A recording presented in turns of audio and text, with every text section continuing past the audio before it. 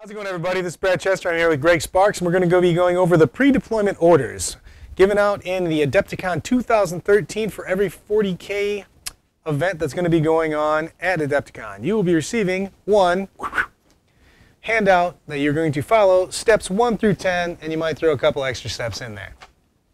Now, Greg and I are going to be playing a mission with 12-inch deployment, 4 objectives, and the relic in the middle of the board. So what we're going to do is we're going to first start by identifying each piece of terrain and what we both agree that each piece is. Now, Greg and I have both decided that all our pieces of terrain here are going to be area terrain with a 5+ cover save, and we have 1 impassable terrain piece of terrain on the board. Now, the big thing with that is it's very important to define each and every piece of terrain with your opponent and get an okay from them so that later on in the event, you're not getting into a squabble on turns 5, 6, and 7 when you're going for the win and you thought that piece of terrain was a hill and it's actually impassable terrain. So you can really ease up on a lot of arguments that happen later in the game and have a great, really fun game for yourselves if you just follow a couple easily rememberable things to just do before the game starts and then continuing on so that you got good times instead of suckball times. And in one point here, as you can see in this terrain, there's a couple different types of pieces. We define this area as impassable, and these area, because they're removable, we define this area as 5+. 5+ area terrain. And the thing is like, I mean, it's really easy because of the fact that you're going to be meeting a lot of people from all over the world that just go ahead and get the small things out of the way. So you're not squabbling later on having a bad game. Let's talk about having great times as opposed to I was pissed off that I thought it was a ruins and it was an area. That's just dumb. First off, we're going to split the table in half. We're going to roll off to see who gets what side and who places the first fortification and terrain piece. Now, because I'm much better than Greg, I got a 4, and that's going to allow me to put the first piece of terrain out. First fortification, actually. I have no fortification, so I'm going to pass because Greg has 1. He's going to put out his Aegis line with his quad cannon. Or proxy quad cannon. Proxy quad cannon because he's terrible. Now, the rules for putting out fortifications are they can be anywhere on the terrain on the board now. They have no problems placing up to and on the board edge. Anywhere in your table half. Anywhere in your table. Yeah, you're true. I'm sorry about that. Now, the reasons for the terrain placement is it has to be 4 inches away from any board edge, any other piece of terrain, and any fortification. Now, the usual is 3 inches in the books, guys. It's going to be 4 inches for Adepticon, which you're going to have to make sure that you remember because it's going to be just a little bit different than our standard game. And one point of note, too, is this amount of terrain that's here is actually representative of what each table at Adepticon will have for the players to place. And these actually, the Adepticon guys were very gracious, and they sent us out from Chicago in our lowly hovel here in Toledo. These are actual Adepticon pieces of terrain. So this is what you're going to be seeing when you get there, guys. So be prepared. This is what you're going to be seeing as terrain pieces, so plan accordingly. So I won the roll, and I'm going to go ahead and place the first piece of terrain. Seeing as I have a couple guys that I want to hide from Greg and maybe take a couple objectives later, I'm going to go ahead and place the first objective, making sure that it's 4 inches away from any table edge and any other piece of terrain. Seeing as for my Eldar, I also wish to have some guys hide, and since Brad's a bad player and chose the wrong piece of terrain, in my opinion, I am actually going to take one that can offer me a little bit more blocking line of sight. I totally forgot to mention that when I was saying who we're playing, I'd be the reigning War Master, and Greg would be some guy that gave me a ride. So I'm going to place the second piece of terrain and prepare for my imminent victory over him. And I'm also going for pieces of terrain that I can hide, but also deploy a ton of guys taking a delightful cover save. I'm going to take another piece because I, again, want to hide from Brad's guys. Seems like a recurring theme going on here.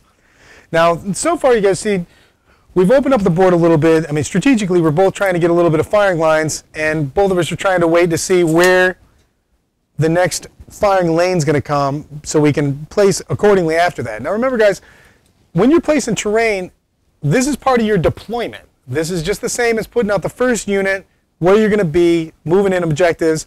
So I'm thinking ahead of time that I'm probably going to take one of my 2 objectives, and I'm going to place it somewhere over here to try to hide it from view so that I can, again, take it later on in the game. This is just, like I said, this is the same as when you're putting out your first units. So make sure you're not just slopping terrain out slop-tart style. Actually take a second. Don't lose the game because of terrible terrain deployment. Now I've got next piece, and I've got a little bit more long-range firepower than Sparky does. So what I'm going to do is I'm going to try to cut my board in half just a little bit. I know I'm going to have one more piece to go than he does, so I'm going to try to chop this up just a little bit. And I will take the last piece. Now the thing is you can see that mine is partially going into Brad's half of the table, but per the Adepticon rules, you have to have it at least a majority in your deployment or your table half.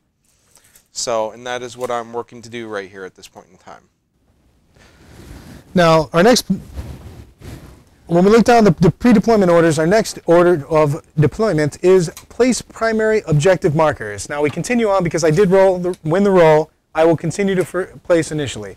Now each piece of terrain has to be 4 inches away. Now each objective has to be 6 inches away from any board edge and 12 inches away from any other objective. So I'm going to go ahead and slap this bad boy down, making sure I'm 6 inches in and at least 6 inches away from any boarded. Greg's going really, really far away from me. I'm going to go ahead and go 12 and keep it 6. I am Eldar, so we'd like to play keep away.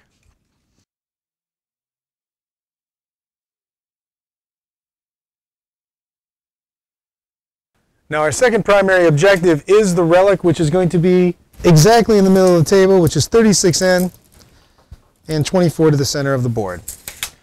So now that we place primary objectives, we go down to 6, which is warlord traits. Now guys, before you roll, make sure you actually state what table you're rolling on so we don't get into giant arguments just like defining terrain. So when I look at the warlord trait, I'm going to go with personal traits for my warlord and roll it out. I get 6, which is amazing. My warlord is a scoring unit, even he's a vehicle. And I am also going to roll on personal traits. And one thing to note, we are going to have cards similar to this available that will have the command traits, personal traits, strategic traits, and then even psychic powers and mysterious terrain and objectives on it. So you're going to have the pre-deployment orders and the traits and the psychic powers and the mysterious objectives on 2 pieces of paper in every packet, so that way you'll have everything right there as a good reference for you. And that was for my personal trait roll, and that was Legendary Fighter. Okay, next we go down to the second, which is psychic powers, and I'm going to drop one of my powers, and I'm going to roll on the biomancy chart, getting enfeeble, which I will keep. My other one is a Space Marine Librarian, which I will stay with the Space Marine powers that I've already chosen for him. And for me, I am going to keep the Eldar Codex powers on Eldrad. The next thing we got to go over is whether it's night fighting or not. On a 4+, it's night fighting. Remember, guys, that if it isn't night fighting on turn 1, you've got to start rolling on turns 5, 6, and 7. And if you roll night fight successfully on turns 5 or 6, it maintains night fight for the rest of the game. So please remember to always roll for night fight and the beginning of the game and the end of the game if it is not in the beginning. Rolling for night fight now. Now 4+, it is night fight. It is not a night fight. He rolled a feeble 2 again, which is not going to get you very far in this game. That's why I have a lot of rerolls. That's a lot of rerolls. After that, we're going to go into deployment of forces, and then we're going to deploy infiltrators and redeploy scouts if we have them. We're also going to declare whether or not we have reserves. That's also going to be part of our deployment, but we're just going to set up terrain for right now, guys. Now, guys, in the case that the last piece that Greg placed, Brad, if you had placed your piece a little bit more forward and Greg couldn't get a clear 4-inch area around that piece of terrain? Well, in the Adepticon rules packet, if you come across a scenario like that, basically I'm really tight anyway on that, you work with your opponent and come up with an agreeable placement of the terrain so it can be actually technically within 4 inches of another piece of terrain or a fortification at the time.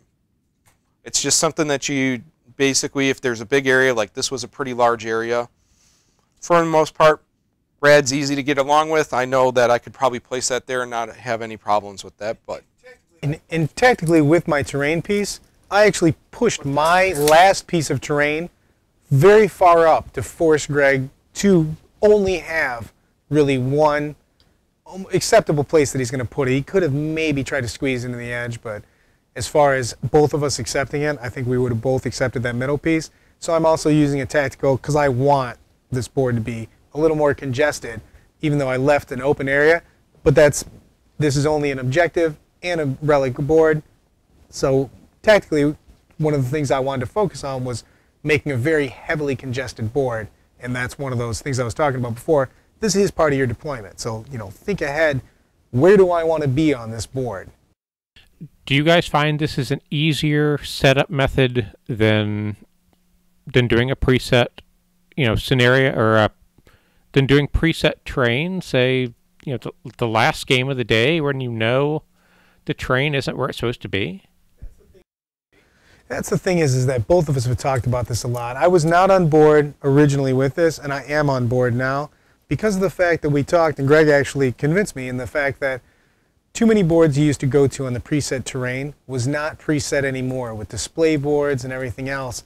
Everything got pushed where into this, and you always had to kind of figure out, where it was without, upsetting your opponent on this.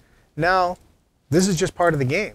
You actually are moving towards everything being part of your tactics. And I do like that more because it makes the better players, makes you a better player. But I mean, if you start off deploying better in just terrain, you've got a tactical advantage. And I like that as opposed to walking up to the board and hoping that it's going to be in a setup that, works for you. Also, it used to be a big deal when, who got what side. That used to be a big role. Now, who cares? You just come up. You come up, no big deal. You stay on your side, they stay on their side, and you place the terrain exactly where you would like it.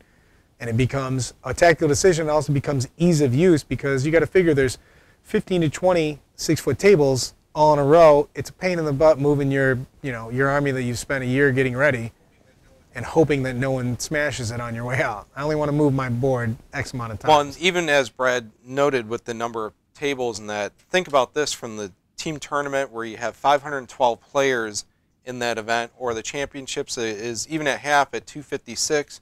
You got the display boards that you're trying to move around. Everybody's trying to do this all at once, whereas, like you said, you just come up to the table and you're set. You just determine who's on what side. I mean, if you both come up to the same side, but it's relatively easy to actually start placing the terrain and get the board set up. And you're going to have enough time that this deployment of terrain takes very little time. You come up, and if you're clear and concise, and I feel if you run down your sheet, that's the great thing about it is we've got those two sheets out. They give you a list of what you're supposed to do, and they give you each chart that you're going to need to roll on. So you're not paging through books or anything like that. I mean, we've done this multiple times. We've done it on the last podcast. We did it once, and each and every time we put it out, it only took a few minutes to actually put the whole thing out. Even with, we're not just throwing terrain out here, guys. We're actually thinking over what we're going to do later in the game, and it still has only taken us a few minutes, and I consider it just part of my deployment. It's basically like placing a unit or two more, and it's going to take you 2-3 minutes. Define your terrain, have a great game, and don't waste. You're not wasting any time basically moving around. Hell, you'd waste more time taking your army from one end to the other than you would placing this terrain out. So, guys, if you have any questions, feel free to leave it in the comments for the YouTube channel. If there's enough comments that we need to address, we'll rack it up for one more go. And really, I would say actually just take a look at the packet that's online. It's going to be very similar to the primer mission packets. As Brad noted, the fortification placement that you see here is actually a little bit different than in the primer missions.